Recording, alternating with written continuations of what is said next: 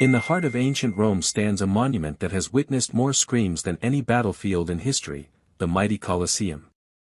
By day, it shimmered under the Mediterranean sun, a masterpiece of engineering commissioned by Emperor Vespasian in 72 AD and completed by his son Titus in 80 AD.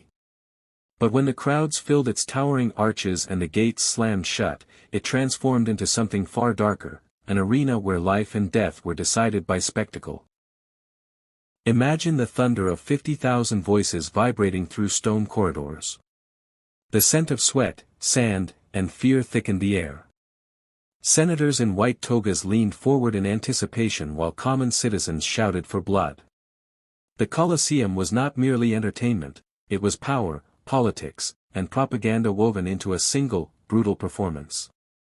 Every show was a reminder that Rome ruled the world, and that mercy was a luxury few could afford. Beneath the arena floor lay the hypogeum, a labyrinth of tunnels, cages, and pulleys. Here, gladiators waited in darkness, listening to the roar above like distant thunder before a storm. Many were slaves, prisoners of war, or criminals.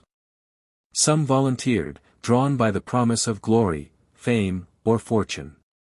They trained in brutal schools, learning how to wield swords, tridents, and shields.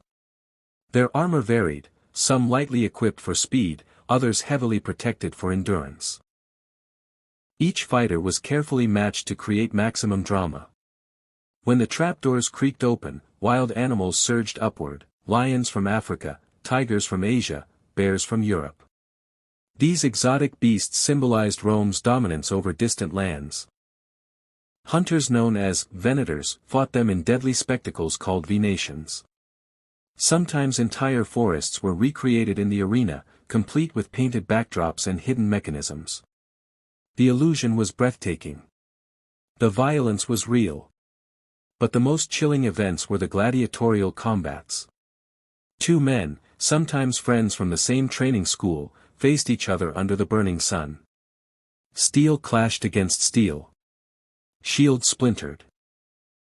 Blood soaked into the sand, turning it dark and heavy. Contrary to popular belief, not every fight ended in death.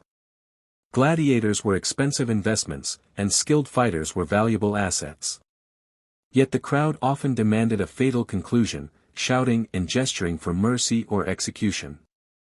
The final decision rested with the editor of the games, often the emperor himself. It wasn't just about violence. The games were carefully staged dramas, complete with themes and narratives. Victories were celebrated as heroic triumphs. Defeats were humiliating and sometimes fatal. The crowd's roar could elevate a gladiator to celebrity status.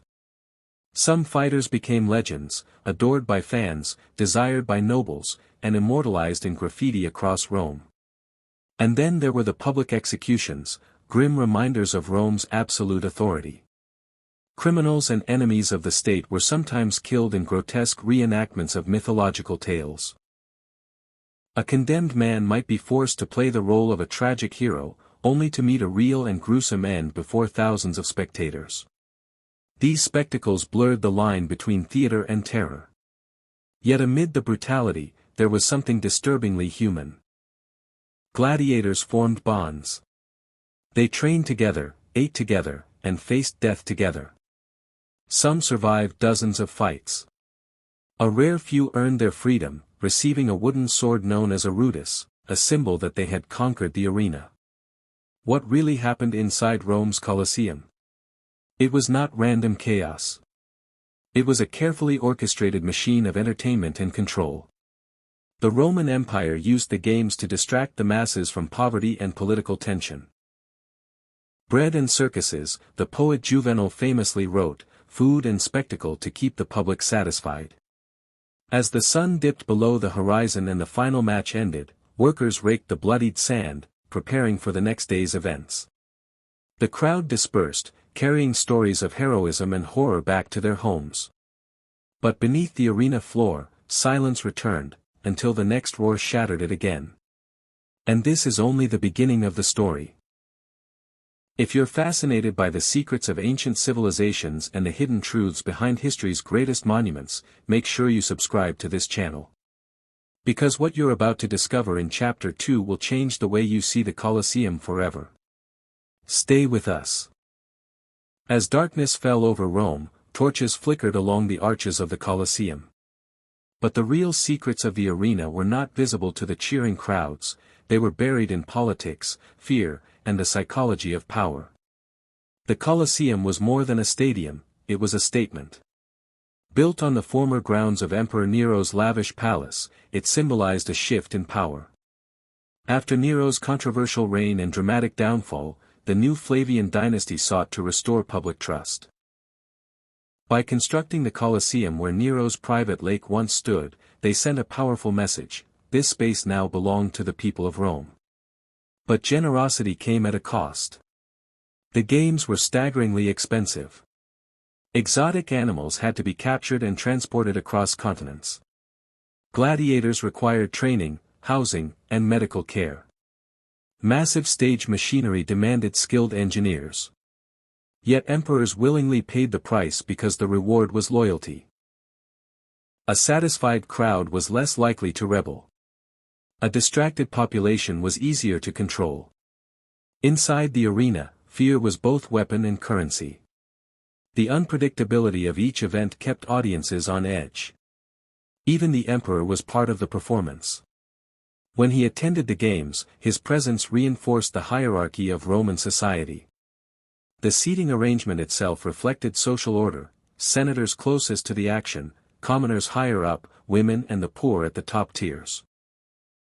Every detail reminded spectators of their place within the empire. There are myths that Christians were routinely thrown to lions here. While some persecutions did occur during certain reigns, historians debate how frequently such events happened in the Colosseum itself. What is undeniable is that the arena became a symbol of martyrdom and suffering in later centuries, shaping its legacy in powerful ways. As centuries passed, the roar of the crowd slowly faded. The Western Roman Empire weakened. In 404 AD, gladiatorial games were officially banned by Emperor Honorius. Animal hunts continued for a time, but eventually the Colosseum fell silent. Earthquakes shook its foundations. Stones were removed to build churches and palaces. What was once the epicenter of Roman entertainment became a quarry. Yet even in ruin, the Colosseum refused to disappear. During the Middle Ages, it was used as a fortress, a marketplace, even housing. Later, it became a Christian shrine, believed by some to be sanctified by the blood of martyrs. In modern times, it stands as one of the most visited monuments in the world, a haunting reminder of both human brilliance and cruelty. So what really happened inside Rome's Colosseum? It was a place where engineering genius met ruthless ambition. Where courage and desperation collided. Where emperors manipulated emotions on a massive scale. It was theater, sport, execution ground, and political stage all at once. When tourists walk through its arches today, they often imagine the gladiators, the lions, the roaring crowds. But few pause to consider the deeper truth: the Colosseum reveals as much about human nature as it does about Roman history. Our fascination with spectacle, competition, and drama has never truly vanished. It has simply changed form. The sand may no longer be stained with blood, but the echoes remain. If you felt the intensity of this story, if you could almost hear the clash of swords and the thunder of applause, then you're exactly where you belong. This channel is dedicated to uncovering the untold truths behind history's greatest mysteries, from ancient pyramids to lost empires and forbidden secrets. Don't miss the next revelation. Subscribe now, turn on notifications, and join us as we step beyond the ruins and into the hidden stories that shaped our world. Because history is not just what happened. It's what really happened.